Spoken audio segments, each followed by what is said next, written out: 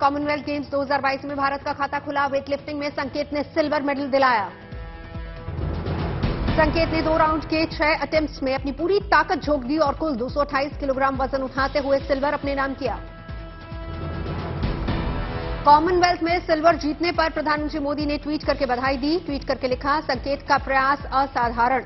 Silver medal जीतना Commonwealth games में भारत के लिए शानदार शुरुआत। कॉमनवेल्थ गेम्स में देश को पहला पदक दिलाने वाले संकेत सरवर बोले, ये पदक देश के सैनिकों को समर्पित। कॉमनवेल्थ गेम्स 2022 में भारत को मिला दूसरा पदक। वेटलिफ्टिंग में अब गुरुराजा पुजारी ने जीता ब्रोंज मेडल। कॉमनवेल्थ गेम्स में बॉक्सिंग में हसमुद्दीन ने अपना मैच 5-0 से जीत लिया है। हसमुद्दीन 57 किलोग्राम भार वर्ग में दक्षिण अफ्रीका के खिलाड़ी को मात देकर आगे बढ़े। बैडमिंटन में भारत ने श्रीलंका को 5-0 से हराया। भारतीय टीम की लगातार ये दूसरी जीत। इससे पहले भारत ने पाकिस्तान को भी इसी अंतर से हराया था। स्क्वॉश में भारत के रमित ने जमैका के विपक्षी खिलाड़ी को वॉकओवर दे दिया। महिला वर्ग में आनंद सिंह ने अभी भी डटी।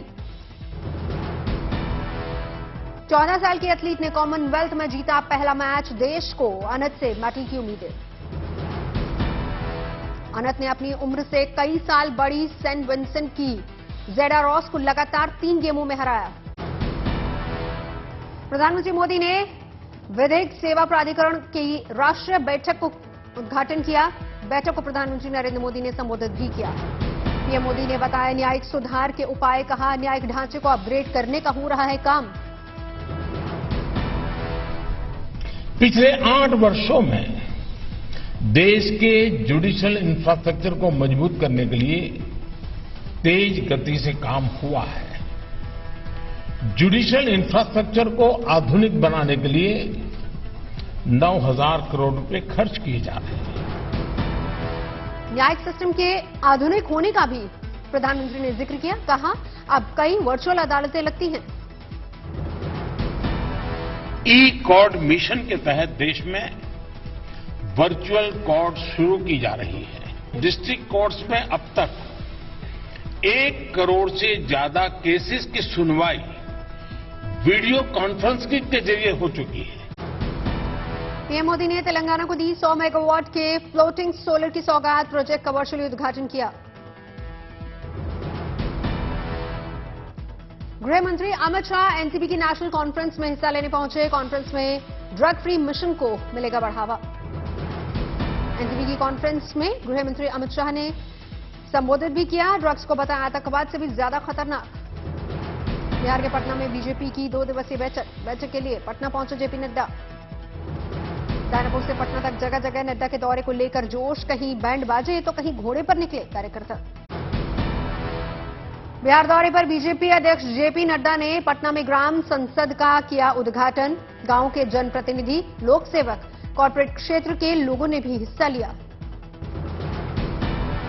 चित्रकूट में बीजेपी के प्रशिक्षण शिविर का आयोजन। सभी बड़े नेताओं ने हिस्सा लिया। डेप्यूटी सीएम केशव प्रसाद मौर्य बोले, 2024 में बीजेपी को यूपी में मिलेंगे 75 से ज्यादा सीटें। उत्तराखंड के मुख्यमंत्री पुष्कर सिंह धामी से मिले बीजेपी के नए प्रदेश अध्यक्ष महेंद्र भट्ट। शिष्टाचार मुलाकात में राज्य के विकास को लेकर हुई बात। कर्नाटक में बीजेपी नेता की हत्या के विरोध में बीजेपी समेत कर्नाटक रक्षणा वेदिका युवा सेना ने शांति मार्च निकाला। संक्रमण की रोकथाम के लिए टेस्टिंग पर जोर। 24 घंटे में हुई 4 लाख से ज्यादा लोगों की कोरोना जांच। अर्पिता के ड्राइवर ने माना, कई कारों की मालकिन है अर्पिता, कुछ महीने से गायब हैं कुछ कारें। ड्राइवर ने मीडिया के सामने किया खुलासा। कहा, अर्पिता के घर आते थे पार्थ चटर्जी। ईडी ने अर्पिता की फर्जी कंपनियों के 8 खाते फ्रीज किए। पार्था के खातों की भी हो रही है जांच। जर्जर मकान में रहती है अर्पिता मुखर्जी की मां। घर में जरूरी सुविधाएं भी नहीं। उत्तर 24 परगना के बेलघोरिया इलाके में है अर्पिता का पुश्तैनी मकान। इस घर में अकेली रहती उनकी मां। ईडी तैयार कर रही है पार्थ चटर्जी और अर्पिता मुखर्जी की अचल संपत्तियों का ब्यौरा। अचल संपत्ति पर होगी छापामारी।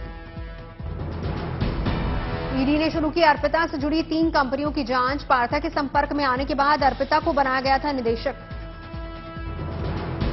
अब पार्था से पूरी तरह पीछा छुड़ाने में जुटी टीएमसी प्रवक्ता कुणाल घोष बोले, पार्था के लिए अब खेल खत्म। बंगाल के टीचर घोटाले में बड़ा खुलासा। पार्था और अर्पिता के साथ मिलकर दोनों ने खरीदा था फार्म हाउस, 20 लाख में हुआ था सौदा। पश्चिम बंगाल में शिक्षक घोटाले में बीजेपी का हल्ला बोल। कोलकाता में जोरदार प्रदर्शन, पुलिस ने प्रदर्शनकारियों को गिरफ्तार किया। महाराष्ट्र के राज्यपाल कोश्यारी का बयान, महाराष्ट्र से गुजराती और राजस्थानी निकाल दिए जाएं तो यहां नहीं बचेगा पैसा। यहां से गुजरातियों को निकाल दो और राजस्थानियों को निकाल दो तो तुम्हारे यहां कोई पैसे बचेगा ही नहीं। कोश्यारी के बयान पर शिवसेना ने किया एतराज, कहा यह मराठी गौरव का अपमान।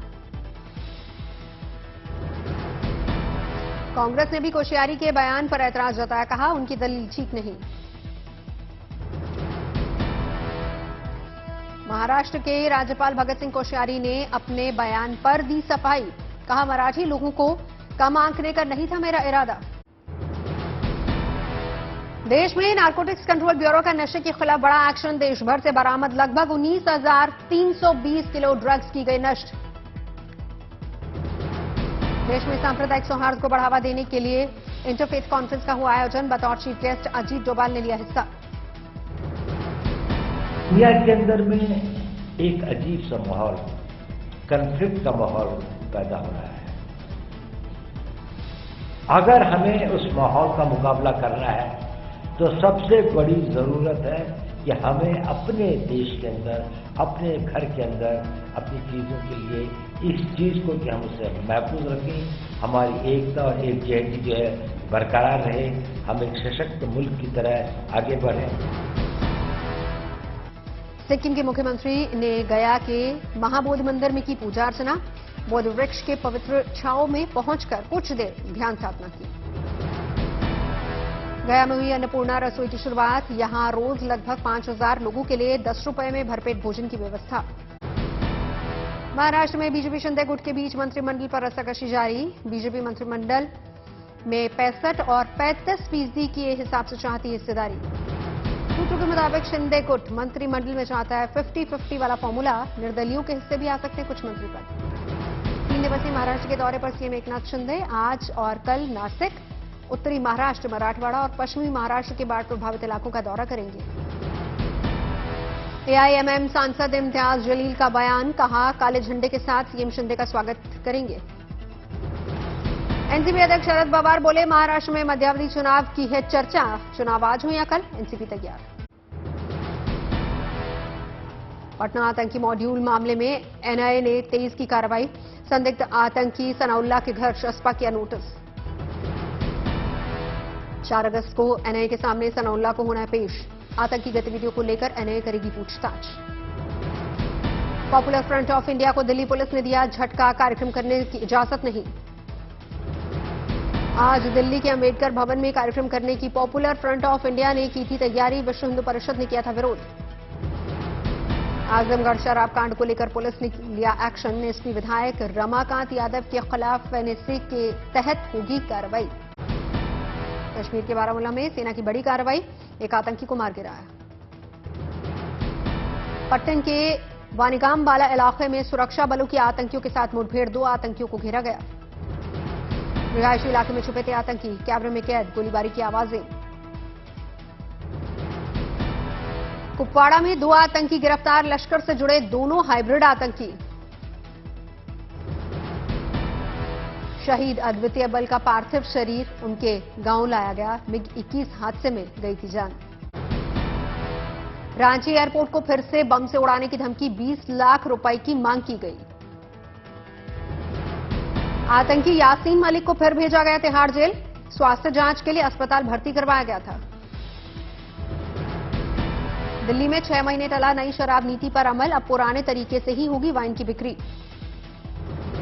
दिल्ली सरकार के फैसले को लेकर बीजेपी ने कसा तंज, कहा सीबीआई के डर से लिया गया फैसला। दिल्ली से देवघर की पहली उड़ान, मनोज तिवारी समेत कई सांसद मौजूद रहे। हिसार पुलिस को मिली बड़ी कामयाबी, लाखों की चोरी करने वाले बदमाशों को गिरफ्तार किया। 6 अगस्त को बंद रहेगा दिल्ली के CNG pumps. Delhi petrol diesel association ने अपनी मांगों को लेकर ऐलान किया। बेंगलुरु में एबीवीपी कार्यकर्ताओं का प्रदर्शन, राज्य के गृह मंत्री के आवास के बाहर नारेबाजी। अमृतसर पुलिस ने ड्रग तस्कर को गिरफ्तार किया, 20 लाख रुपए और हथियार भी बरामद किए। शिक्षा के क्षेत्र में यूपी सरकार का अहम कदम, प्राथमिक विद्यालय से जुड़ी शिकायतों के लिए जारी किया टोल फ्री नंबर। दिल्ली और आसपास के इलाकों में बारिश से मौसम हुआ सुहावना, रिमझिम बारिश के चलते उमस से मिली राहत। गुरुग्राम के अरावली इलाके में बारिश से जलभराव, लोगों का घरों से बाहर निकलना मुश्किल। बैंगलोर में जोरदार बारिश, बच्चों की सुरक्षा को ध्यान में रखते हुए प्रशासन ने स्कूलों में घोषित की छुट्टी। बेंगलुरु के कई हिस्सों में बारिश से सड़कें लबालब, कारें भी पानी में डूबी। उत्तरकाशी में जोरदार बारिश, बरसाती नाले के ओवरफ्लो होने से महगाम इंटर कॉलेज में फंसे कई बच्चे। बारिश के चलते पहाड़ों पर भूस्खलन का दौर भी जारी, मलबे के गिरने से कई सड़कों पर यातायात प्रभावित। रुद्रप्रयाग के चौपता को जोड़ने वाला भीरी चौपता मोटर मार्ग बंद, लोगों का पैदल चलना भी मुश्किल। केदारनाथ हाईवे पर भी जगह जगह भूस्खलन जारी, प्रशासन ने लोगों को अलर्ट किया। सोलन में सैलाब का सितम जारी, बालिद नदी में ट्रैक्टर ट्रॉली एक साथ बहे। तेज बहाव में ट्रैक्टर ट्रॉली पलटी, 3 युवकों ने कूदकर बचाई जान, तैरकर बाहर निकले। बागेश्वर के बरसाती नाले में बही एक कार, देर रात घर जाते समय हुई घटना। कार में 2 लोग सवार थे, पुलिस और फायरकर्मियों ने कड़ी मशक्कत के बाद बचाई दोनों की जान। चमोली में भारी बारिश के बाद भूस्खलन और सैलाब का संकट, बद्रीनाथ जाने वाली सड़क बंद। मध्य पश्चिम पूर्व और दक्षिण भारत में अगले 4 से 5 दिन बारिश का अनुमान, कहीं कहीं बिजली गिरने की भी आशंका। अगले 5 दिनों में नागालैंड, मणिपुर, मिजोरम और त्रिपुरा में मौसम विभाग ने भारी बारिश का अलर्ट जारी किया। हिमाचल के सोलन में नदी में गिरे 5 लोगों का हुआ रेस्क्यू, नालागढ़ में सेल्फी लेने के चक्कर में मुश्किल में पड़ी जान। रेस्क्यू टीम के साथ स्थानीय लोगों ने नदी के बीच फंसे लोगों का रेस्क्यू किया, अचानक नदी का जलस्तर बढ़ा। कई घंटे तक उफनती नदी में पत्थर पर खड़े रहे युवक, एक चट्टान पर रहकर बचाई जान। कई घंटे की मशक्कत के बाद रस्सी के सहारे 5 लोगों को बाहर निकाला गया। कम पानी देखकर सेल्फी लेने गए थे 5 लड़के, प्रशासन लगातार नदी नालों से दूर रहने की अपील कर रहा है। जम्मू कश्मीर के पुंछ में लगातार बारिश से उफान पर नदियां, कलई गांव में बाढ़ में फंसे लोगों का रेस्क्यू किया गया। सेना के जवानों ने पुंछ में 5 लोगों का रेस्क्यू किया, बाढ़ में कल से फंसे थे 30 लोग। पुंछ में जारी है सेना का rescue operation, Jammu Kashmir police भी दे रही है साथ। पुंछ में मेंढर के छतरल गांव में जेसीबी की मदद से स्कूली छात्रों को पार कराई जा रही नदी। सेना और एसडीआरएफ की टीम इलाके के लोगों को भी उफनती नदी पार करवा रही है। मेजबान फैशन शो में नजर आए दीपिका पादुकोण और रणवीर सिंह की स्टाइलिश जोड़ी, दोनों ने रैंप पर वॉक किया। मशहूर फैशन डिजाइनर मनीष मल्होत्रा ने किया था शो का आयोजन, दीपिका और रणवीर बने शो स्टॉपर्स। मनीष मल्होत्रा के बनाए लहंगे में नजर आई दीपिका, वहीं रणवीर का दिखा ब्लैक एंड व्हाइट अंदाज। स्टेज पर वॉक करने के बाद रणवीर ने ऑडियंस में बैठी अपनी मां के छुए पैर, इवेंट में लोगों ने की रणवीर की तारीफ। एलन मस्क और ट्विटर के बीच कानूनी लड़ाई, 17 अक्टूबर से 5 दिनों तक कोर्ट में चलेगा ट्रायल।